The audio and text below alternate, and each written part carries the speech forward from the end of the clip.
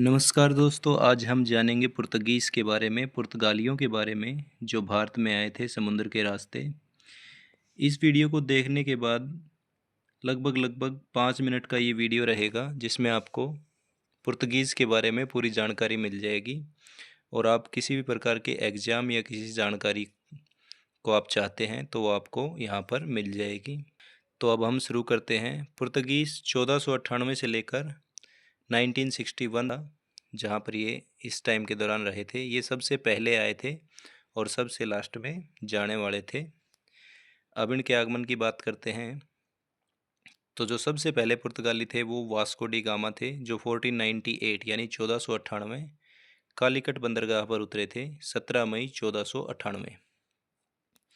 वहाँ पर इनका स्वागत एक राजा ने किया था जिसकी उपाधि थी जमोरिन। इनका जो मुख्य उद्देश्य था भारत में आने का वो था मसालों का व्यापार, खासकर काली मिर्च और ईसाई धर्म का प्रचार करना इनका उद्देश्य था। अगर हम उनके गवर्नर की बात करें वो तीन ही गवर्नर प्रमुख थे उनके। एक जो उनके पहले गवर्नर थे वो थे अल्मोड़ा, फ्रांसिस्को डी अल्मीडा। 1505 से लेकर 1509 तक ये पुर्तगालियों के गवर्नर रहे। ये पहले पुर्तगाली गवर्नर थे। इन्होंने ब्लू वाटर पॉलिसी अपनाई थी, यानी नीले पानी की नीति। इसके अंतर्गत क्या होता था, ज़मीन पर किलेबंदी की बजाय पानी में अपने आप को मजबूत बनाना होता था। पुर्तगालियों के पानी के जहाज़ बहुत ही मजबूत होते थे।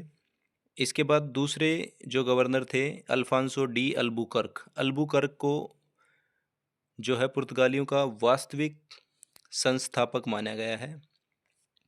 इनका जो कार्यकाल था 1509 से लेकर 1515 तक था और इन्होंने सती प्रथा को भी अबोलिश करने में काफ़ी कोशिश की थी।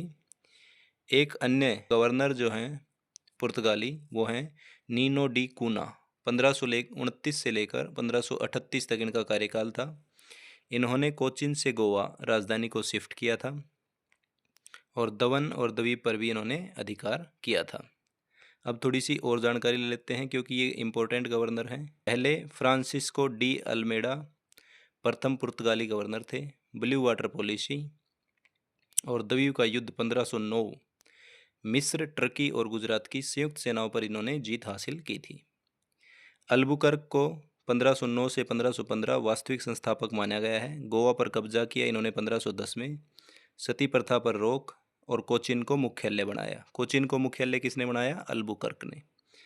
मलक्का और होमुर्ज पर भी इन्होंने विजय प्राप्त की थी। नीनो डी कूना 1529 से 1538 तक। राजधानी को इन्होंने कोचिन से गोवा में स्थापित कर दिया 1530 में। द्वी और बेसिन पर भी इन्होंने कब्जा किया। गुजरात के जो शासक थे बहादुर शाह, उनकी मृत्यु में भी इनका हाथ था और हुगली बंगाल में इन्होंने एक बस्ती बसाई थी। पूर्वी भारत में हुगली बंगाल में इनकी एक बस्ती थी, आगे डिटेल में पढ़ेंगे, वो भी इसने नीनो डे कूना ने ही बसाई थी। अब पुर्तगालियों का भारत के लिए क्या क्या योगदान था वो हम पढ़ेंगे। तो इनका योगदान था प्रिंटिंग प्रेस। भारत में सबसे पहले प्रिंटिंग प्रेस 1556 पुर्तगाली लेकर आए थे। ये तंबाकू, आलू, टमाटर, लाल मिर्च, अनानास और काजू की फसल भी भारत में लेकर आए थे। इसके अलावा जहाज़ निर्माण की उन्नत तकनीक और गोथिक आर्किटेक्चर जो है इन्होंने गोथिक सेट स्टाइल जो है इन्होंने हमारे देश में दिया है। इस प्रकार के जो है आप आज भी गोवा में आप देख सकते हैं निर्माण। कार्टराज सिस्टम, ये क्या करते थे, एक पास जारी करते थे समुद्र में चलने के लिए। जिसके पास पास नहीं होता था उसके ऊपर अटैक कर देते थे और इस पास का नाम इन्होंने कार्टराज रखा था। तो ये इनका कार्टराज सिस्टम था। इनका पतन कैसे हुआ, क्योंकि ये अत्यधिक क्रूर थे और इनकी नीतियाँ इनके पतन का कारण बना। साथ ही अंग्रेज और डचों के आ जाने से ये कमज़ोर हो गए और अंत में इनके पास केवल गोवा, तमन और दवीब ही बचे थे। सबसे अंत में 1961 19 दिसंबर 1961 को भारत सरकार ने ऑपरेशन विजय चलाकर गोवा को और दमन द्वीप को पुर्तगालियों से मुक्त कराया था। अब बात करते हैं इनकी इम्पोर्टेंट फैक्ट्रीज़ की। तो पुर्तगालियों की पहली फैक्ट्री 1503 कोच्चि में लगी थी। पहली फैक्ट्री कहाँ लगी थी, कोचीन 1503। दूसरी कन्नूर जो फ्रांसिस्को डी अल्मोड़ा ने स्थापित करी थी 1505 में। गोवा इन्होंने 1510 में जीता था। 1530 में कूना ने इसको राजधानी बना दिया था गोवा को। और डवी 1535 और दमन 1559 में इन्होंने फैक्ट्रियाँ लगाई थी। पूर्वी भारत में बंगाल में इनका हुगली जो था बेस था, जहाँ से मुगलों ने इनको खदेड़ दिया था बाद में।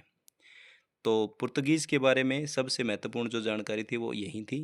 अगर आप इतना भी करके चले जाते हो तो ये आपके लिए काफ़ी रहेगा।